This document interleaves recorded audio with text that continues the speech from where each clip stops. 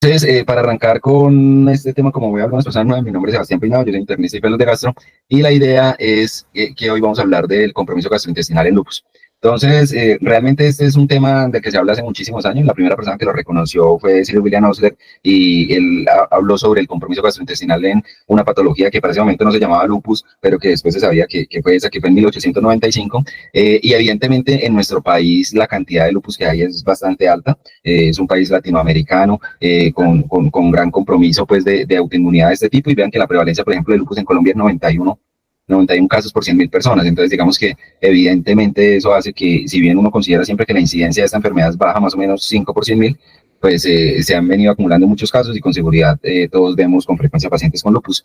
Y adicionalmente el hecho de que cada vez tenemos más ayudas diagnósticas y más disponibilidad de estas, pues hace que sea más fácil hacer diagnósticos de compromisos a nivel del tracto gastrointestinal. Entonces, lo primero que uno debe reconocer cuando empieza a leer sobre manifestaciones gastrointestinales en lupus es que los síntomas gastrointestinales de cualquier índole son definitivamente muy frecuentes, y es así como el 15 al 75% según la serie que uno revise de los pacientes, pues pueden tener en algún momento de la evolución de su enfermedad pues un síntoma gastrointestinal que lo obliga a consultar.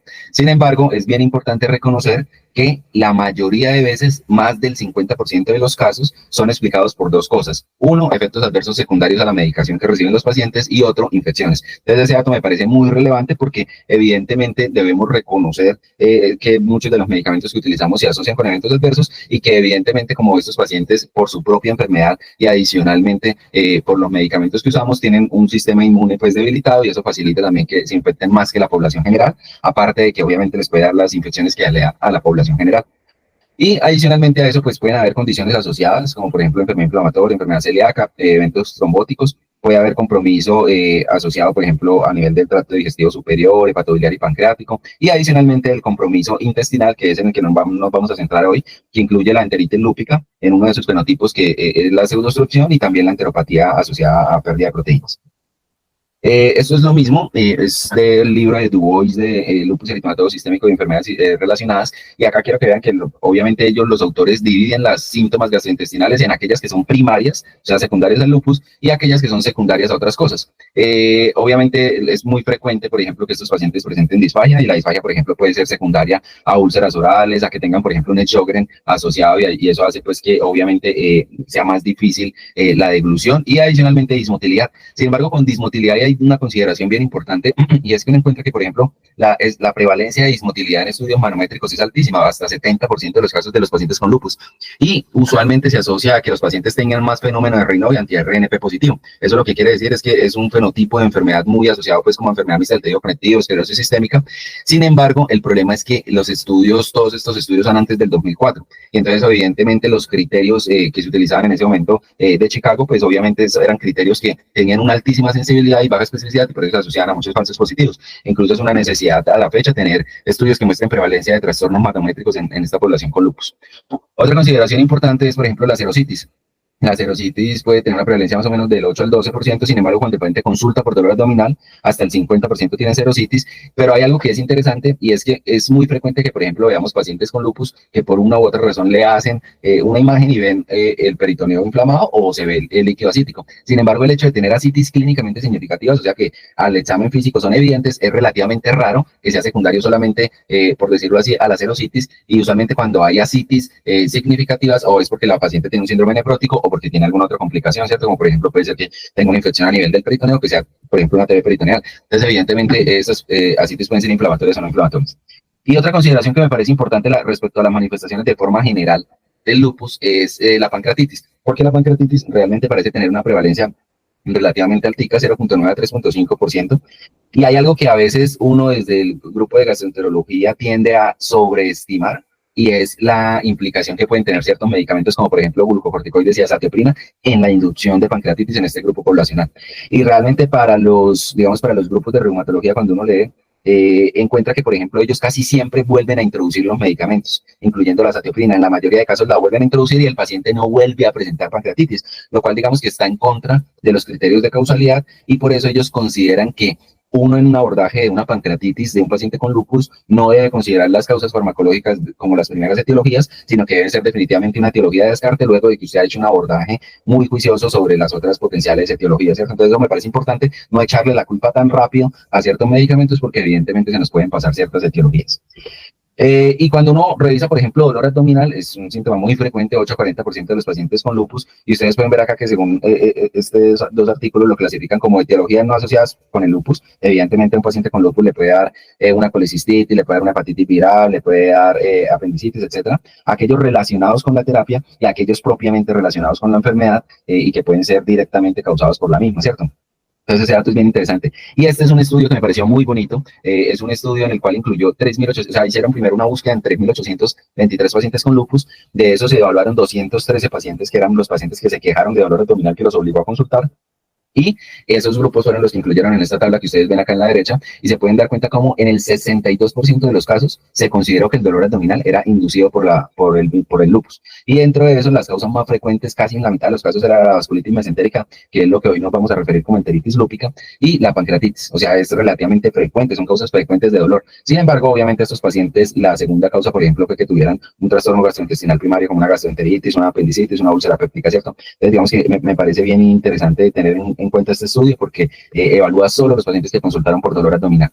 Y este es otro estudio que me pareció muy relevante porque es un estudio chino, es el único que encontré de ese tipo, en el cual hicieron primero un análisis de 5.665 pacientes y después de esos encontraron que 46 pacientes con lupus que habían consultado urgencias se les había diagnosticado una pancreatitis. Y algo que me pareció tremendamente llamativo es que la etiología de la pancreatitis en este estudio, la principal, fue la hipertrigliceridemia. Ustedes pueden ver acá como 76% de los pacientes tenían como etiología hipertrigliceridemia y tenían un promedio de triglicéridos de más de 735 miligramos de decilitro, lo cual evidentemente es un dato relevante porque los pacientes que consumen glucocorticoides, sobre todo de forma crónica, pues eso es una causa de hipertrigliceridemia secundaria. Adicionalmente, el síndrome nefrótico da también hipertrigliceridemia y probablemente si no la buscamos activamente, pues probablemente no la encontremos y sabemos que hay intervenciones como por ejemplo infusión de insulina, anticoagulación, incluso recambios plasmáticos que se usan en la pancreatitis inducida por hipertrigliceridemia y que si no conocemos la etiología y por ejemplo asumimos un medicamento como le mencioné previamente, pues evidentemente el paciente puede que no le vaya muy bien. Y el tercer dato frente a los síntomas generales que les quiero dar es este que me pareció muy, muy bonito, porque es un estudio publicado en el 2016 en la revista Lupus, en el cual evaluaron, es un estudio de casos y controles, en el cual evaluaron 40 pacientes con lupus, con 30 controles, y evaluaron algunos que tenían más o menos síntomas, o sea, unos que tenían síntomas gastrointestinales y otros que no. Y es bien relevante cómo la prevalencia de giardiasis en el grupo con lupus es muy alta. Y yo dije, no, de pronto es que en el este estudio fue en el Cairo, Egipto, de pronto ellos tienen más prevalencia, pero vean que en los controles, por ejemplo, la prevalencia de giardiasis fue 3.3% versus los pacientes con lupus, que la prevalencia en el grupo que tenía que tenía síntomas abdominales y que no los tenía era 30%, y cuando se tomaban solo los que tenían síntomas abdominales era 53%. Entonces, digamos que es una prevalencia definitivamente muy alta y que nosotros tenemos muchos problemas a veces con el diagnóstico parasitológico. Hago referencia al estudio de materia fecal para hacer diagnóstico de giardiasis, pero definitivamente darles un tratamiento empírico, pues que actualmente se puede hacer con una dosis única, por ejemplo, de un tinidazol, pues yo creo que es una intervención muy válida en este grupo poblacional porque vean que la prevalencia parece ser muy alta. Y también hay plausibilidad biológica porque hay descripción de que los pacientes con lupus tienden a hacer deficiencias selectivas, por ejemplo, de IgA, y cuando uno tiene IgA baja, pues se asocia más a infecciones crónicas y frecuentes por giardiasis. Entonces me parece un dato bien importante tener en cuenta. Y el cuarto dato que les voy a dar sobre manifestaciones generales es este, que es enteropatía perdedora de proteínas. El contexto clínico en el cual uno diagnostica una enteropatía perdedora de proteínas es un paciente que se presenta con anasarca, síndrome de Matoso, tiene una hipoaluminemia usualmente muy grave de menos de 2 gramos sobre decilitro y adicionalmente tiene uroanálisis sin proteinuria significativa y el hígado pues no está cirrótico, ¿cierto? Entonces digamos que ese es el contexto clásico. Y estos pacientes usualmente tienen una pérdida no selectiva de proteínas, es decir, pierden albúmina, pierden inmunoglobulinas y pierden proteínas de bajo peso molecular. Y en ese contexto, por ejemplo, si ustedes se fijan, uno busca primero pues esas causas que conllevan a hipoaluminemia de forma más frecuente, y luego de eso uno lo que puede hacer es una muestra que yo personalmente nunca la he tomado, que es para confirmar pues el hecho de que se están perdiendo exceso de proteínas a nivel del tracto gastrointestinal, que es la medición de alfa-1 antitripsina en una muestra de materia fecal al azar. Teóricamente, pues yo estuve revisando y en nuestro medio, digamos, encontré que la cardiovascular lo procesaban, acá en Medellín lo procesaban y en Bogotá también. Entonces, digamos que es una muestra que parece estar disponible y cuando uno tiene menos de 2.6 miligramos por por gramo de materia fecal documentado, pues eso le confirma a uno que hay pérdidas excesivas de proteínas a nivel del tracto gastrointestinal. Y ustedes pueden ver acá cómo en ese grupo de pacientes uno debería hacer un perfil inmunológico. Y yo dije, bueno, pero será relativamente raro tener pues ausencia de otras manifestaciones de lupus y tener solamente enteropatía perdedora de proteínas. Pero vean que en los casos reportados, ellos mencionan que la enteropatía perdedora de proteínas puede ser una manifestación que precede las manifestaciones, todas las manifestaciones o el cuadro clínico completo del paciente con lupus. Entonces, definitivamente me parece que es algo importante, es algo interesante que debemos conocer y eventualmente nos veremos pues involucrados en el abordaje diagnóstico de los pacientes con enteropatías perdedoras de proteínas.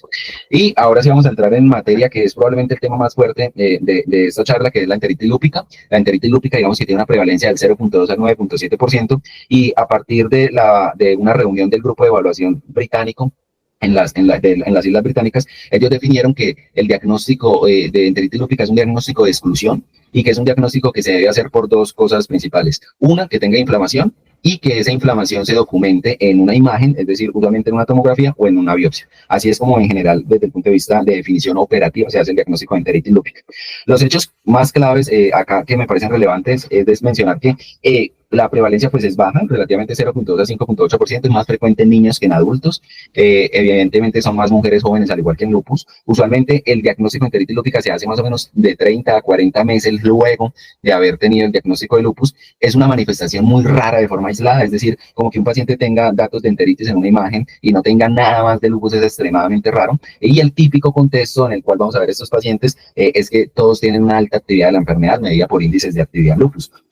La fisiopatología incluye pues de que hay detonantes como infecciones, AINES, químicos, plantas, etcétera, y hay dos mecanismos fisiopatológicos muy relevantes. Uno, por un lado, es la inflamación. La inflamación pues lleva al depósito de inmunocomplejos y activación de la respuesta inmune a nivel del vaso sanguíneo, y eso evidentemente pues ahí desencadena una cascada inflamatoria, lo cual termina generando fuga capilar, edema submucoso, aumento de la permeabilidad vascular, y adicionalmente hay un mecanismo trombótico que uno lo asocia mucho a la presencia de anticuerpos antifosfolípidos. Entonces, digamos, el paciente que tiene lupus y tiene adicionalmente SAF secundario al lupus, pues evidentemente las manifestaciones gastrointestinales en enteritis lúpica pueda que sean muy asociadas al compromiso trombótico.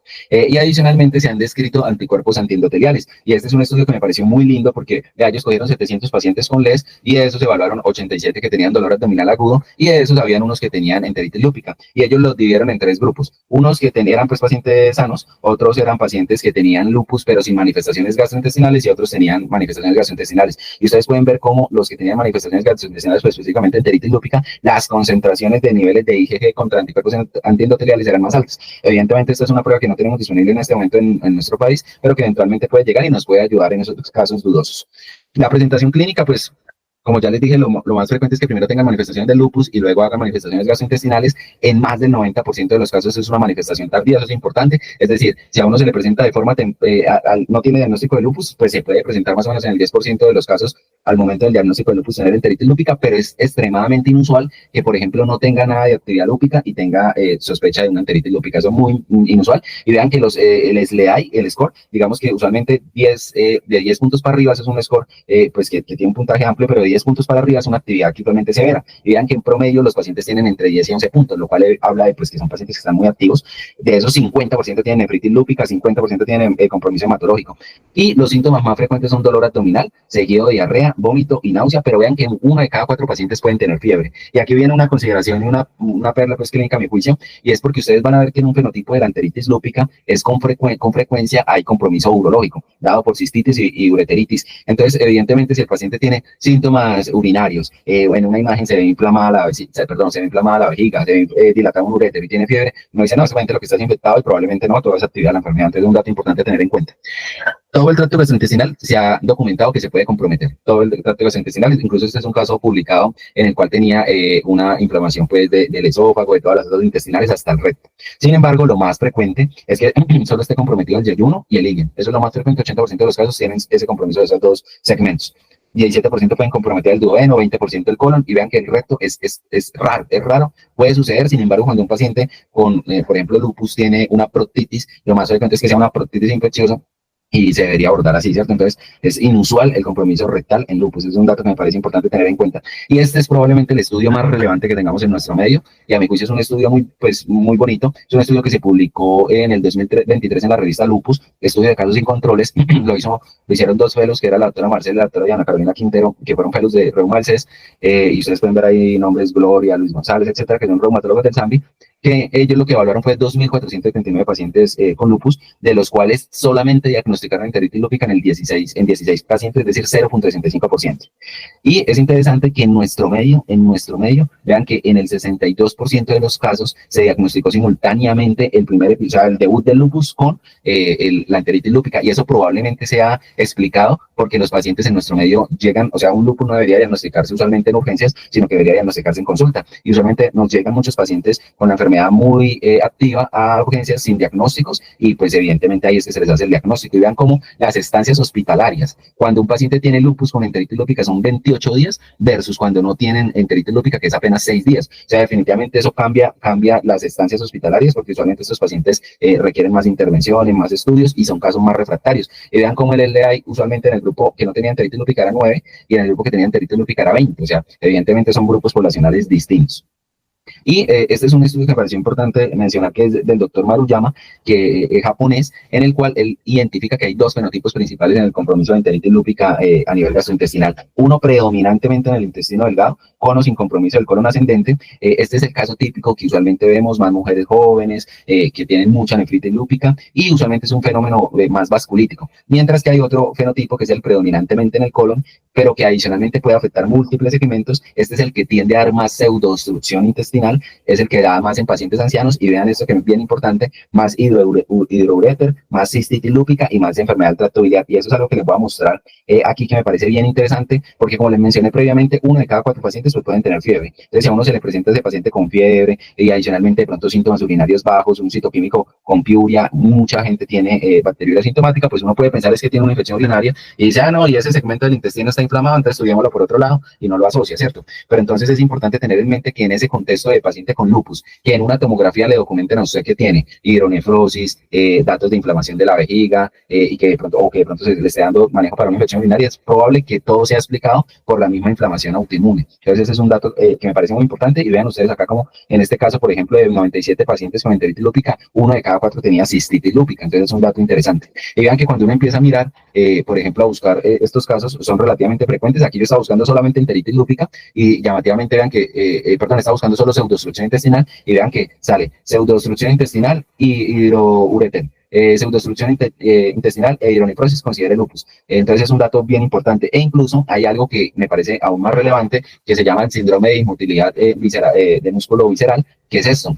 Que es la coexistencia de pseudoobstrucción intestinal, urétero, hidronefrosis y dilatación del tracto biliar. O sea, a los tres les sucede, es teóricamente, los tres compromisos, es teóricamente un compromiso vasculítico del músculo liso visceral, y pues evidentemente hace que en estos pacientes se puedan generar, evidentemente, retrasos diagnósticos, porque de pronto empiezan a estudiar la vía biliar, hagámosle colangiorresonancia, hagámosle estudios por urología, etcétera, y de pronto no se empieza a asociar todo, a que las tres cosas están explicadas por la enfermedad, y eso se ha asociado a que puede ser incluso potencialmente letal, porque estos pacientes usualmente el tratamiento inmunosupresor se les retrasa mucho, pensando que es que tienen una infección urinaria, pensando que es que tienen una infección biliar, y evidentemente pues esto va a generar pues desenlaces que no son los apropiados, ¿cierto? Entonces me parece muy, muy relevante conocer esto, porque es algo con lo que eventualmente nos podemos ver enfrentados.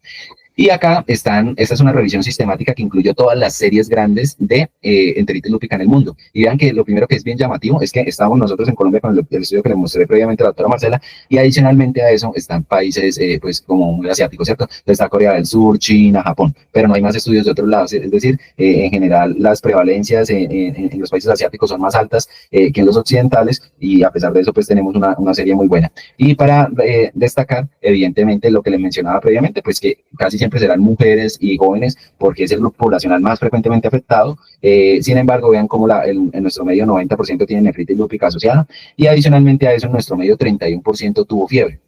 en la mayoría de casos más o menos 20-23%, pero vean que la fiebre es un síntoma relativamente frecuente. Y adicionalmente los hallazgos tomográficos, que es por los que usualmente se sospecha el diagnóstico, incluyen el engrosamiento de la pared intestinal, el engrosamiento de los vasos mesentéricos y la extracción grasa, que es el más frecuente de esos, es el engrosamiento de la pared intestinal. Y vean esto, en nuestra serie 6, pues en la serie colombiana 6.3% tenían compromiso o engrosamiento de la pared de la vejiga o de la vesícula, perdón, de la vejiga solamente, y adicionalmente en otra serie más o menos 22-34%. Y en los segmentos más comprometidos, vean que yeyuno y ilion definitivamente son los más comprometidos, más o menos 70-80%. Entonces eso me parece interesante mencionarles. El diagnóstico, como les dije previamente, se hace con una presentación clínica, que usualmente el síntoma más frecuente, más del 90% de los casos, es dolor abdominal, más hallazgos tomográficos. Definitivamente, pues uno, en la presencia, cuando un paciente con lupus y en general, un paciente inmunocomprometido por medicamentos tiene dolor abdominal, uno debe tener un bajo umbral para la solicitud de imágenes, ya que estos pacientes, pues por la misma inmunosupresión, pueden tener enmascarado los síntomas. Entonces, estos pacientes debe hacérseles una imagen de forma precoz, y es importante reconocer que la mayoría de pacientes van a tener un engrosamiento de la pared intestinal debido pues al edema propiamente dicho, y que eso es lo que nos lleva a tener el diagnóstico. Entonces, como les mencioné previamente, la tomografía del abdomen es el examen de elección y hay 3 hallazgos principales que debemos buscar. El primero es, digamos, el signo del Pegne, que se obtiene una sensibilidad del 26 al 71% y que incluye esa dilatación y esa impurgitación de los vasos mesentéricos que se hacen visibles en los estudios tomográficos. Y ese signo, pues como les mencioné, tiene una sensibilidad del 26 al 71. El signo, uno de los más frecuentes, es también el signo de la diana o de la dona, en el cual pues tiene una sensibilidad del 58 al 71% y se presenta cuando la pared intestinal mide más de 3 milímetros. Este signo, pues, ustedes pueden ver acá, se debe a que se genere un edema, sobre todo de la submucosa, y eso hace que se genere una separación entre la mucosa y la muscular, y evidentemente pues que se realce y se vea grueso. Y el último es la extracción grasa, que se puede presentar más o menos en 75% de los casos. Pero cuando uno tiene 2 signos, que son el signo del Peine y el signo de la diana, pues evidentemente la presencia de estos dos signos radiológicos es altamente específica para enteritis lúpica, y entonces uno debe tenerlo muy en cuenta, ese diagnóstico, en el contexto clínico adecuado. Esto es otras tomografías para mostrarles los 2 fenotipos. Ustedes pueden ver acá en la A cómo es un fenotipo de predominantemente intestino delgado, mientras que acá en la B ustedes pueden ver un compromiso predominantemente del intestino grueso, que son los 2 fenotipos que les mencioné previamente que están descritos. Otras imágenes pueden servir. La radiología simple en casos de inflamación muy grave pues puede dar el signo que conocemos como el signo de la huella digital. Sin embargo, ustedes saben que ese signo pues es poco específico, y usualmente la colitis ulcerativa, la enfermedad inflamatoria, infecciones graves como colitis por C difícil pues también puede darlo. Y adicionalmente, hallazgos en enteroresonancia también han sido descritos. Sin embargo, la imagen de elección a la fecha es la tomografía y tiene un rendimiento similar o incluso superior. Y ahí viene una consideración importante, y es el diagnóstico diferencial. Probablemente una de las cosas importantes sea, por ejemplo, ante la presencia de dolor abdominal, un paciente con lupus y signo de la diana en la tomografía. Hay algo que me parece relevante mencionar, y es que uno encuentra reportes de caso, por ejemplo, de signo de la diana que son secundarios a intususcepción. Entonces, cuando hay un signo de la diana, algo muy localizado, que no es algo multisegmentario, uno debe pensar o que hay una lesión focal en ese punto, o que el paciente tiene una intususcepción a ese nivel, y eso pues evidentemente puede ocurrir. Y los pacientes con lupus, como a veces tienen síndrome nefrótico, los pacientes con ese edema de las alas intestinales secundario al síndrome nefrótico tienen mayor riesgo de intususcepción. Entonces digamos que es un diagnóstico diferencial a tener en cuenta. Y el otro que evidentemente pues no podemos pasar por alto es la presencia y la coexistencia, pues por ejemplo, de lupus y enfermedad inflamatoria intestinal. Lo primero es que la coexistencia de ambas entidades es relativamente rara, porque los mecanismos fisiopatológicos y la susceptibilidad o el background genético que tienen los pacientes para desarrollar lupus es diferente al que se desarrolla la enfermedad inflamatoria. Ustedes saben que en general la enfermedad inflamatoria intestinal, pues si bien tiene algo de base autoinmune, incluso los grupos de reumatología la pues clasifican mucho como una enfermedad autoinflamatoria, para un componente autoinflamatorio muy importante, mientras que el lupus es una enfermedad netamente y por excelencia con la pues como por decirlo así, autoinmune, ¿cierto? En la cual hay formación clara de autoanticuerpos, etc.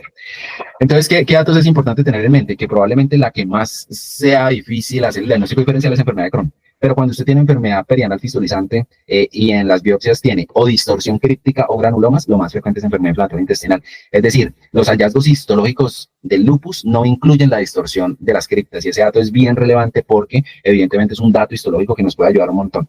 Y lo otro es que pues evidentemente estos pacientes, pues si uno lo debe empezar a sospechar cuando el paciente, por ejemplo, no tiene otros síntomas de actividad lúpica. Ahí es que uno más debe pensar que el paciente pueda tener u otra cosa, es decir, por ejemplo, una infección, o por ejemplo tener una enfermedad inflamatoria intestinal.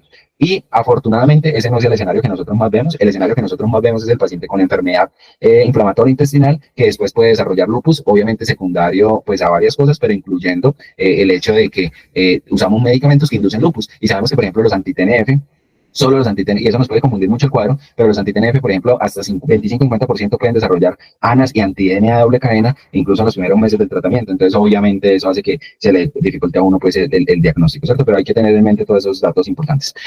Frente al diagnóstico endoscópico e histológico, esto me parece bien importante porque a veces los reumatólogos, que son los tratantes de estos pacientes, nos piden los estudios endoscópicos teniéndonos mucha fe de que vamos a encontrar cosas. Sin embargo, la verdad es que pues ellos a veces esperan encontrar la vasculitis en las biopsias que nosotros tomamos. Sin embargo, pues evidentemente es algo que ellos se han venido familiarizando más, pero que nosotros también debemos dejarles claro que pues las biopsias que nosotros tomamos son biopsias muy superficiales y que usualmente ahí no se ven los signos de vasculitis o de necrosis fibrinoide, pues. Entonces, evidentemente es algo que hay que tener en mente, y los estudios endoscópicos, el papel fundamental es que pues tengan un diagnóstico diferencial con otras cosas. Es decir, ellas se usan más para confirmar o descartar diagnósticos alternativos más que para confirmar el compromiso vasculítico inducido por el lupus en el tracto gastrointestinal. Y eso es bien importante. Realmente la sensibilidad de los estudios endoscópicos en estos casos en más del 50% son normales, y adicionalmente es importante tener en cuenta que cuando se obtiene rendimiento, que es cuando se obtienen especímenes transmurales, que son pacientes pues que se operan porque presentan alguna complicación. Entonces es un dato que me parece relevante.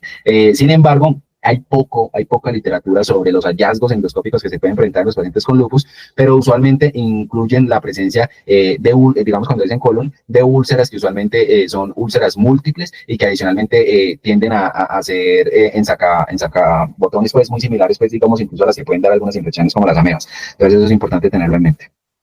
Frente al pronóstico, ya casi vamos terminando, pues estos pacientes tienen una mortalidad del 11 al 13%. La mortalidad está o porque el paciente se infarta el intestino y se perfore, o porque haga procesos infecciosos como por ejemplo translocación bacteriana por bacilos gram negativos. Entonces ahí es importante tener en mente, como les mencioné previamente, lo primero es que si el paciente tiene mucha extensión de compromiso del tracto gastrointestinal, pues tiene mal pronóstico, que uno debe reconocer rápidamente que el paciente lo que tiene es una enteritis lúpica y no, por ejemplo, una infección urinaria, y de pronto por eso retrasarle el manejo inmunosupresor, y que ante la presencia de síntomas como que el dolor abdominal está empeorando, que está desarrollando acidosis metabólica, cualquier tipo de deterioro, hacer imágenes con frecuencia, porque muchas veces estos pacientes pues pueden enmascarar un abdomen agudo por la presencia de inmunosupresión. Esto evidentemente pues lo termina tratando muchas veces el reumatólogo. Sin embargo, pues nosotros debemos conocer que estos pacientes cuando tienen síntomas graves, pues lo que se les brinda son pulsos entre 250 hasta 1 gramo. Usualmente la mayoría se usan 500 miligramos de metilprednisolona por 3 días, y ya luego de eso ellos definen la administración de ciclofosfamida con la presencia de otras manifestaciones como por ejemplo nefritis lúpica, pero también ellos tienen en cuenta por ejemplo el grosor de la pared intestinal. Cuando el grosor de la pared intestinal mide más de 9 milímetros es un criterio que hace sospechar, o sea, hay alta probabilidad de que el paciente presente una recurrencia de la enteritis lúpica. Entonces, cuando la pared del intestino mide más de 9 milímetros, ellos adicionan ciclofosfamida incluso a unas dosis altas. Entonces, me parece importante tenerlo en mente.